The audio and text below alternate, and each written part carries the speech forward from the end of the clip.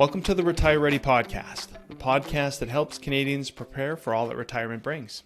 I'm your host, Scott Sather, founder, president, and financial planner at Awaken Wealth Management, and portfolio manager with Awaken Investments of Aligned Capital Partners in Regina, Saskatchewan. Thanks for joining me today.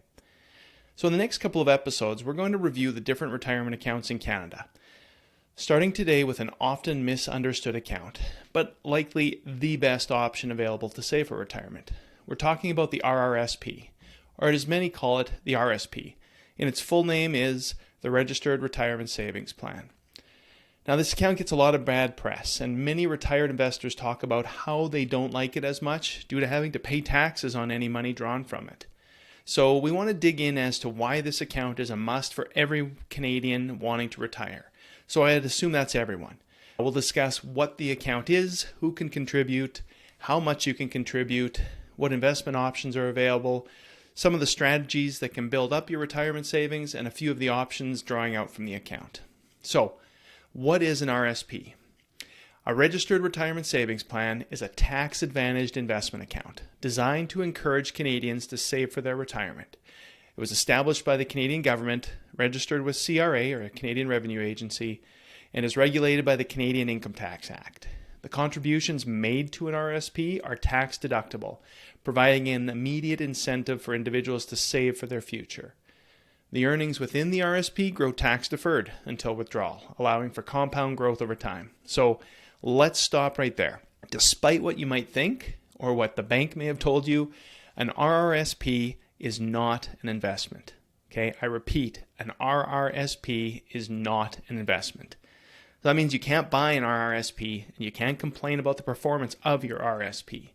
It's an account. You can contribute or you can withdraw from an RSP, and you can invest within the RSP, and we'll talk more about that. You can definitely complain about those investments, but in and of itself, it is not an investment. One of the key advantages of the RSP is that contributions made are tax deductible. So let's dig into that a bit. That means if I earn $50,000 this year and I contribute $50,000 to my RSP, assuming I have contribution room to do so, my taxable income is zero. Okay? It directly reduces my taxable income.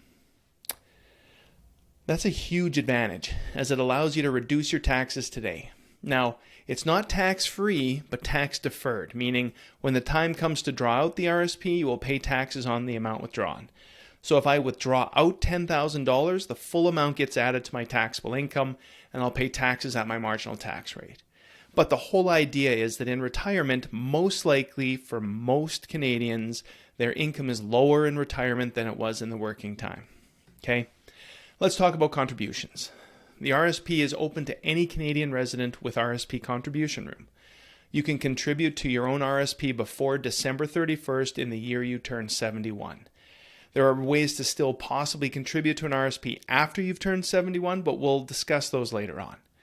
Contribution room is set by CRA on an annual basis based on 18% of the previous year's earned income up to the maximum limit set by CRA. So in 2024, that limit is $31,560. That also can change depending on pension adjustments and other factors. But that means you would need to earn $175,333 to max out on that contribution room. And your contribution room carries forward. So if you don't max out your RSP contribution, the remainder left will carry forward to the following years. You're also given an extra 60 days after the end of the calendar year to contribute to the previous year. So if you miss out contributing to your RSP by December 31st of 2024, you'll still have until March 1st, 2025 to contribute for the 24 tax year. Some wait until this time to decide how much to contribute. They'll gather up all their tax slips to see what things look like and then enter them into a tax program or talk to their accountant to see how much they should contribute to reduce their tax bill or increase the tax refund. It's recommended instead to contribute when you have the funds, ideally on a bi-weekly, weekly, or monthly basis, however you get paid. Another idea would be to submit a T1213, which is a request to reduce tax deductions at source, which would reduce the taxes withheld on your paycheck. So you'd pay less tax every pay period instead of waiting until tax time and getting a big refund. So this contribution limit is one of the possible advantages in the retirement savings account in compared to other registered accounts. And what I mean here is the RSP allows you to put more away for retirement than, say, the TFSA.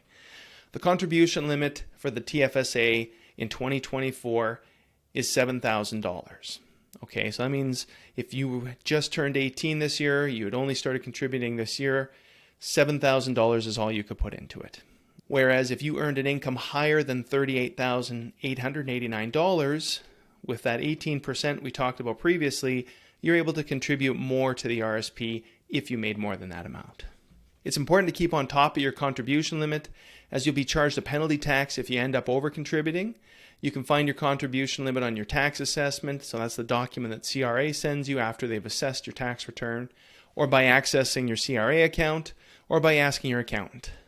CRA allows you a lifetime over-contribution limit of $2,000, which you can contribute without being penalized, but you also can't claim that against your taxes until you have that contribution room again. And then any over-contributions beyond that amount are taxed at a 1% per month penalty, so not ideal.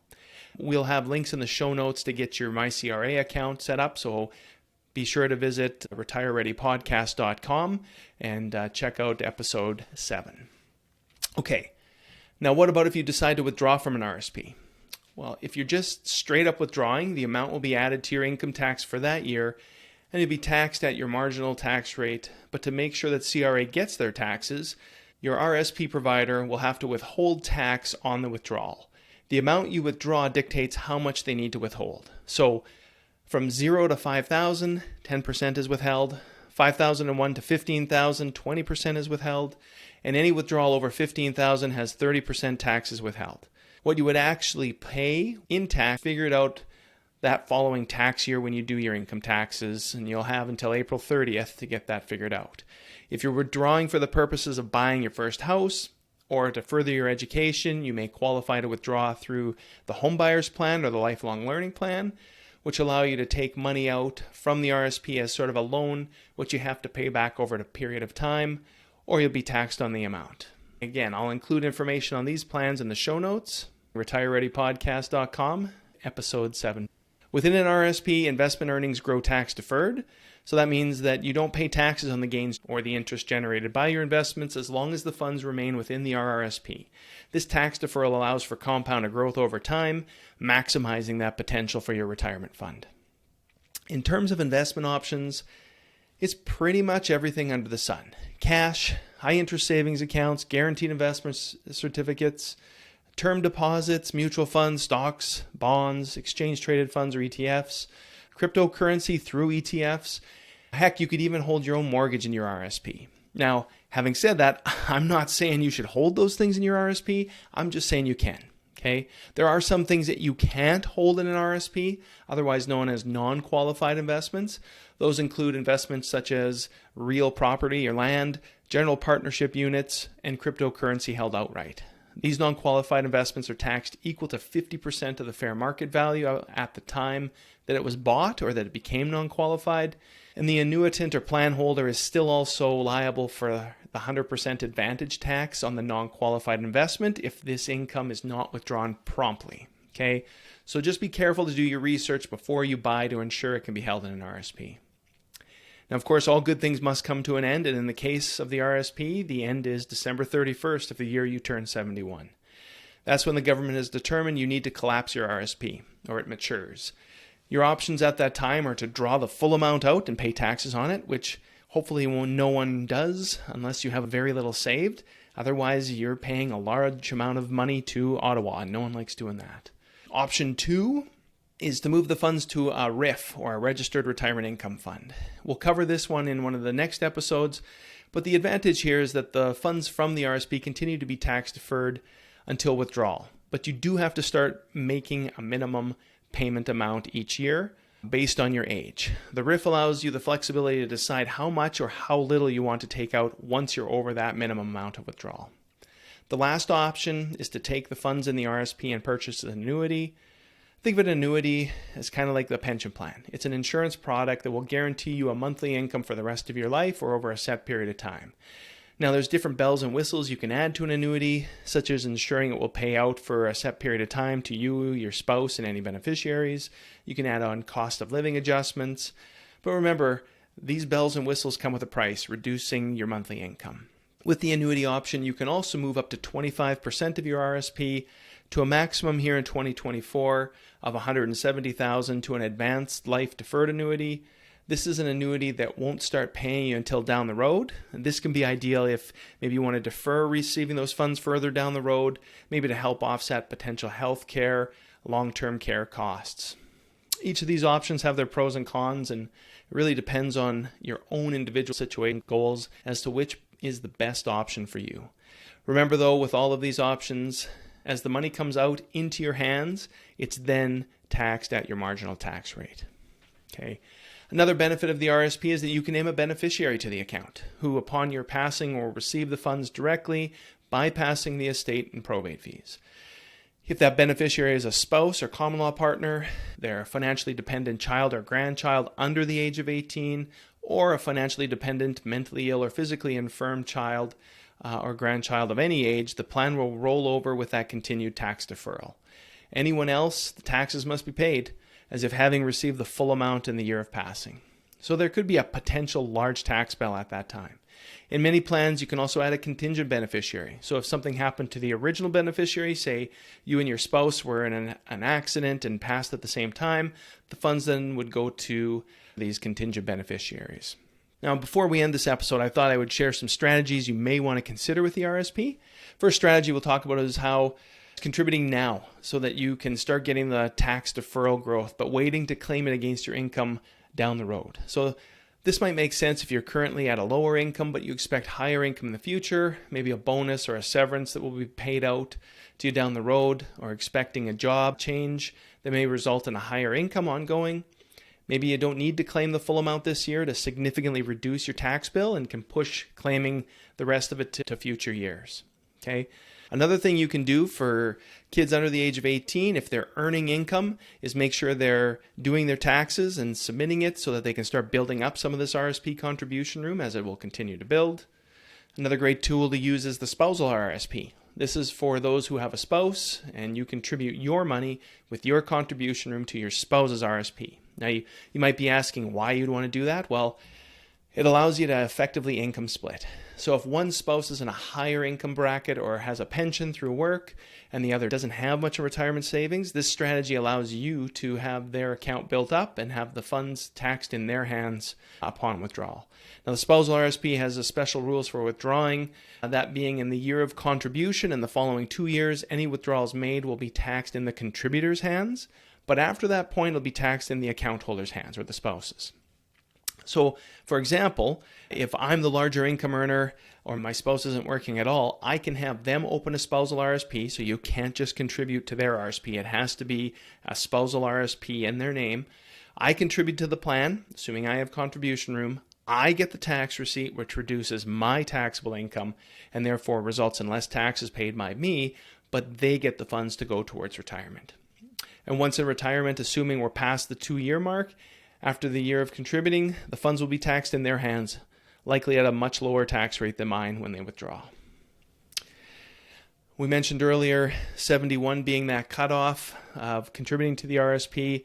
Those over the age of 71 can use the spousal RSP to continue to contribute, assuming their spouse is younger than 72. In this case, if you have contribution room, you can contribute to your spouse's spousal RSP, allowing you the tax deduction while adding to their investment. And one more strategy I'll suggest is a simple one. Instead of spending your tax refund, take that money and contribute it back to the RSP and therefore increase your investment and likely increase next year's tax refund. Now, the last thing I'll say on this is that you can have too much of a good thing, and the RSP is no different. There does come a point where it doesn't make sense to contribute or continue to contribute to the RSP, as it could result in higher taxes or losing government benefits. But each person is different, and you should look at your own plan and discuss with your own financial planner whether that applies to you. Just because it doesn't make sense for one person doesn't mean that applies to everyone. So go get a financial plan. So in conclusion, the RRSP is a great account to use to save for retirement and reduces your taxes today while allowing you to grow your investments for retirement tomorrow and down the road. Okay, I think that covers everything for this episode. If you could do me a huge favor, click that follow or subscribe button, give a 5-star review. It greatly helps to get the podcast out to everyone.